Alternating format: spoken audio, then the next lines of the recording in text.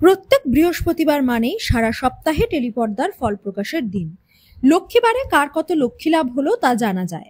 আগে এক একটি সিরিয়াল বেশ কয়েক মাস ধরে টিআরপিতে প্রথম স্থান দখল করে রাখত। সেই সময় ধীরে ধীরে পাল্টাচ্ছে, আন্দাজ করাই যাচ্ছে না কে জিতবে আর কে হারবে। বেশ কয়েকটা বৃহস্পতিবার টিআরপিতে পয়লা স্থান দখল করেছিল জি বাংলার পরিণীতা। তারপর সেই স্থান অর্জন করে নেয় স্টার জলসার পরশুরাম, আজকের নায়ক। এ সপ্তাহে সেও পঞ্চম স্থান দখল করেছে, পয়লা নম্বরে এসেছে পরিণীতা। আগের সপ্তাহে টিআরপিতে প্রথম স্থানে ছিল জি বাংলার চিরদিনই তুমি যে আমার। অপারেশনের পর কিছুদিন বিশ্রামে আছেন দিতিপ্রিয়া রায়। এ সপ্তাহে রেটিংও কমেছে, দ্বিতীয় স্থানে আছে চিরদিনই তুমি যে আমার। অনেক সিরিয়ালেরই রেটিং চার্টে বদল ঘটেছে। বেশ কিছু নতুন প্রজেক্ট শুরু হয়েছে স্টার জলসা এবং জি বাংলায়। প্রথমেই বেশ ভালো ফল করেছে তারা। জি বাংলা এবং স্টার জলসাতেও আসছে অ্যাক্রোপলিস এন্টারটেনমেন্ট সহ আরো কিছু নতুন সিরিয়াল। সামনেই কালীপুজো, টিআরপিতে তার প্রভাব পড়বে। সেই কথা চিন্তা করে কিছু বদল আনবে চ্যানেলগুলো।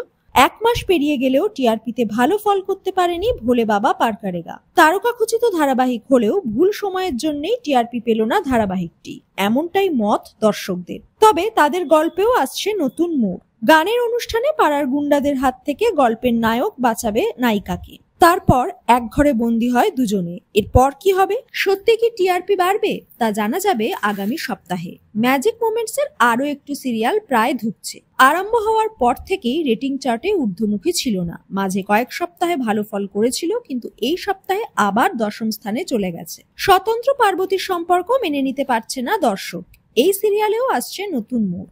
অপরদিকে জি বাংলার কোণে দেখা আলোর অবস্থাও ভালো নয়। নভেম্বর থেকে স্টার জলসায় শুরু হবে মিলন হবে কতদিনে। সব মিলিয়ে দুই চ্যানেলের সিরিয়ালগুলোর মধ্যে যে লড়াই আরো কঠিন হবে তা বলাই বাহুল্য।